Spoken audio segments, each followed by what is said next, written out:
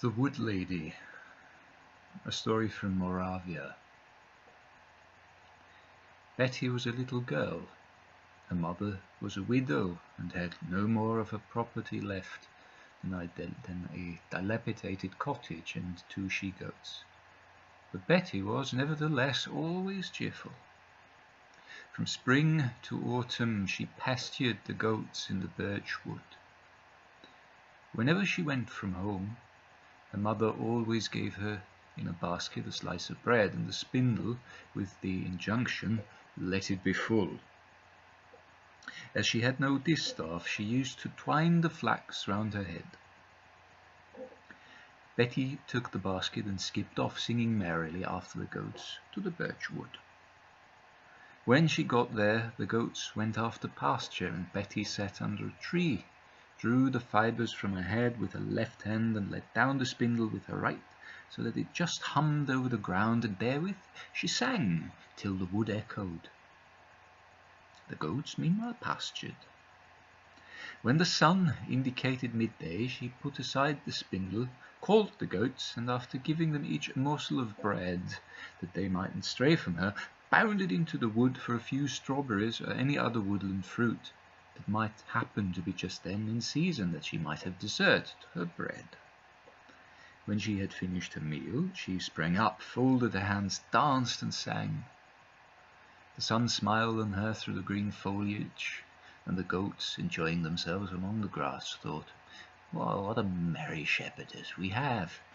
After her dance, she spun again industriously and at even, and when she drove the goats home, her mother never scolded her for bringing back her spindle empty. Once, when according to custom, exactly at midday after her scanty dinner, she was getting ready for a dance, all of a sudden, there she came, a very beautiful maiden stood before her. She had on a white dress as fine as gossamer.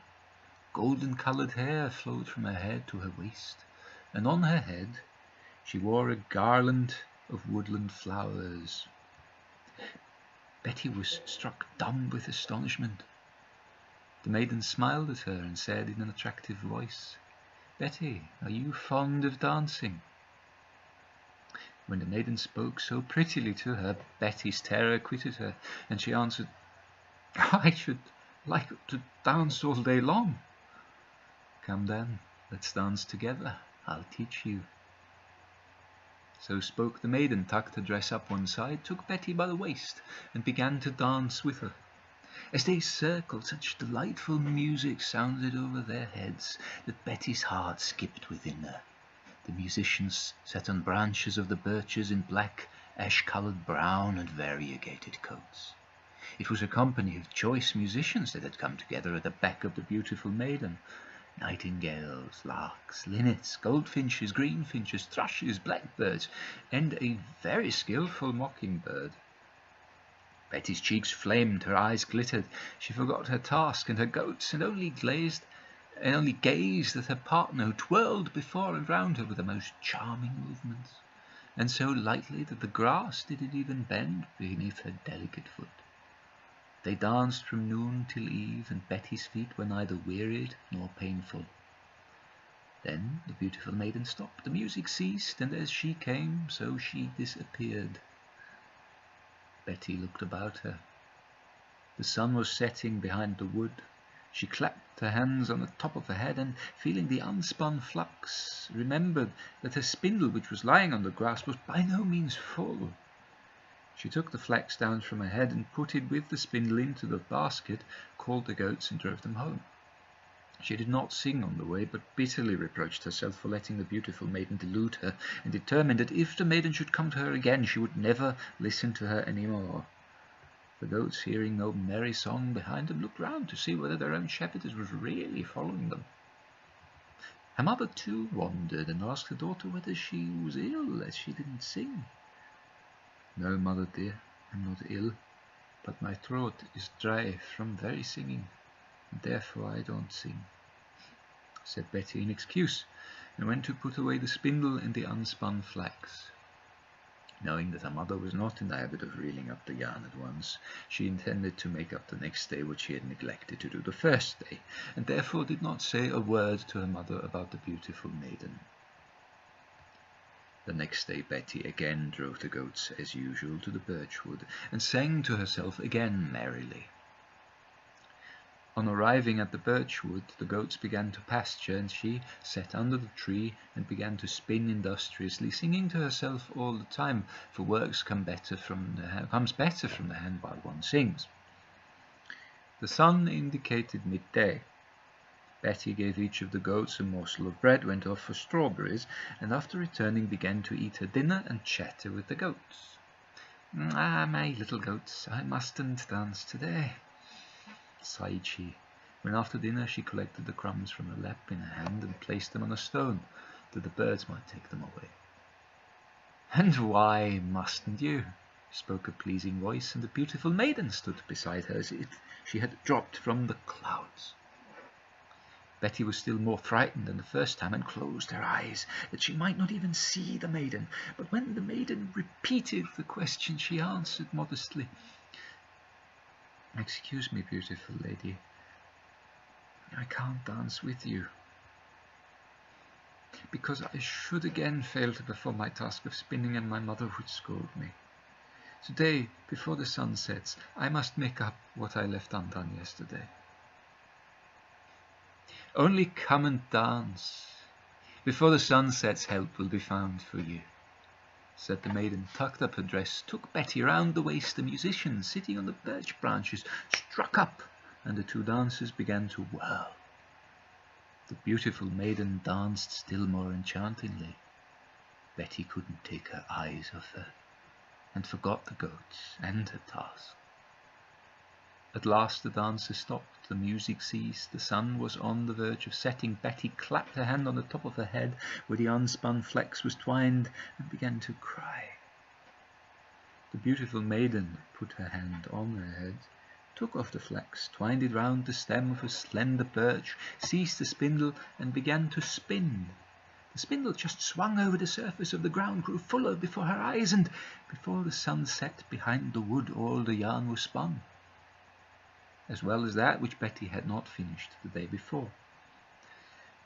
While giving the full spool into the girl's hand, the beautiful maiden said, "Reel and grumble not. Remember my words. Reel and grumble not." After these words she vanished, as if the ground had sunk in beneath her. Betty was content, and thought on her way, "If she is so good and so kind, I will dance with her again, if she comes again." She sang again that the goats might step on merrily, but her mother gave her no cheerful welcome. Wishing in the course of the day to reel the yarn, she saw that the spindle was not full, and was therefore out of humour. "What were you doing yesterday that you didn't finish your task?" asked her mother reprovingly. "Pardon, mother, I danced a little too long," said Betty humbly, and showing her mother the spindle, added, "Today it is more than full, to make up for it." Her mother said no more, but went to milk the goats, and Betty put the spindle away. She wished to tell her mother of her adventure, but bethought herself again. "No, not unless she comes again. I will ask her what kind of person she is, and will tell my mother." So she made up her mind and held her tongue.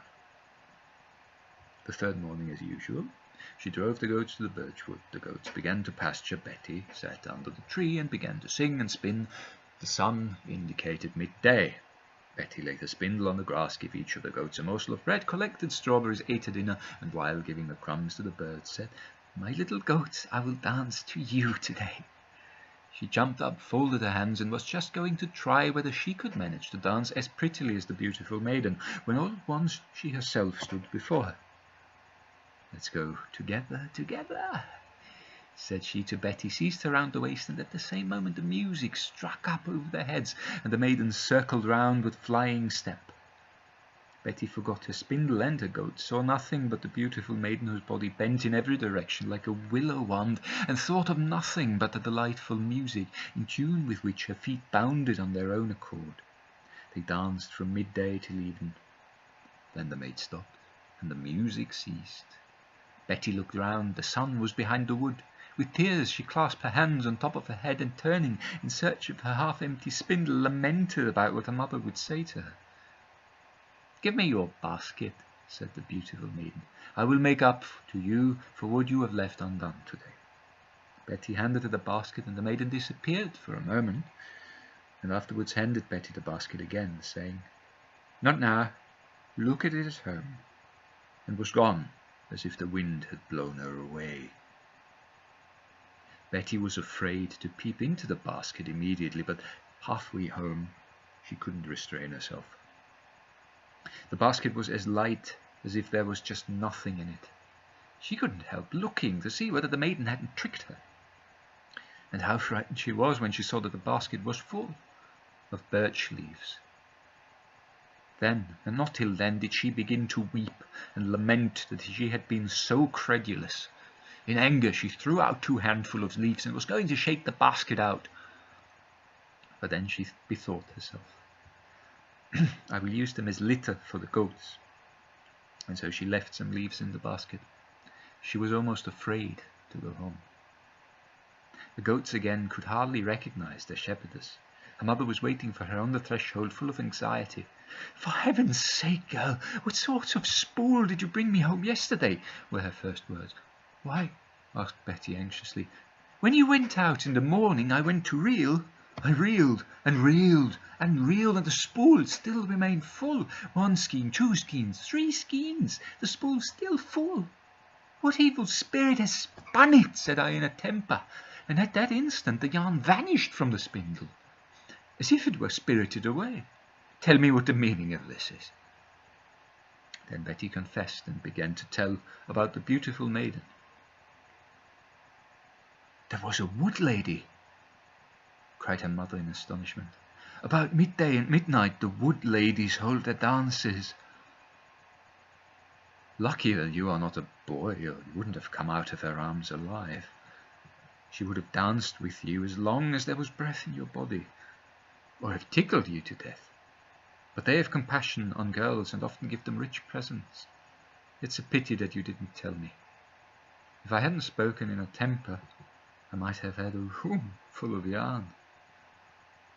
Then Betty bethought herself of the basket, and it occurred to her that perhaps, after all, there might have been something under those leaves.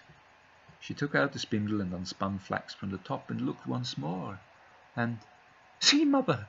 she cried out. Her mother looked and clapped her hands. The birch leaves were turned into gold. She ordered me, "Don't look now, but at home," but I did not obey. "Lucky that you didn't empty out the whole basket," thought her mother.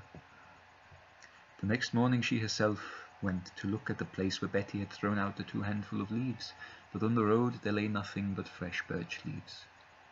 But the riches that Betty had brought home were large enough.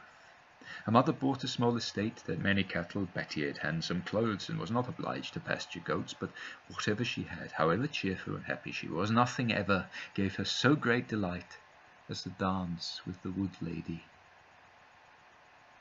She hoped for the good fortune of seeing the beautiful maiden, but she never set eyes on her more.